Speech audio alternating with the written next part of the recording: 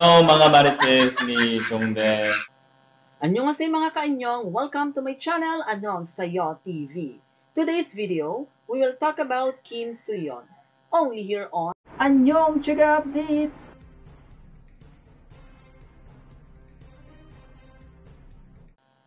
Kim Soo-yeon's agency considering to take legal actions against accusations of Kim Se-ron's family.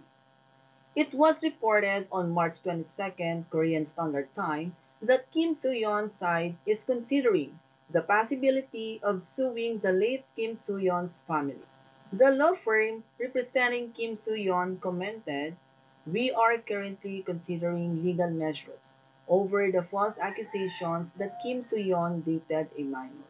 The representative added, both Kim So-yeon and gold medalist are mourning the loss of the late Kim Se-ron. Thus far, they have refrained from pursuing legal measures out of respect for the bereaved family members.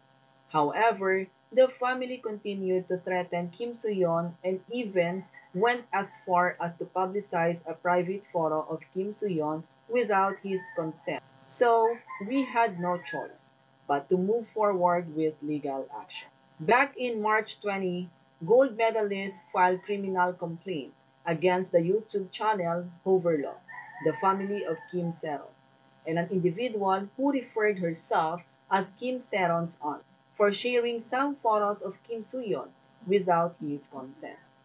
On the other hand, the late Kim Se-ron's family members have filed defamation against the YouTuber Lee Jin-ho for spreading false rumors about the actress before her death. They also said that they may consider taking additional legal measures against actor Kim Soo-yeon. That's it mga kaanyong. What can you say about the next step of gold medalists against Kim Se-ron's family? Comment your thoughts below. Please like and subscribe Anong Sayo TV.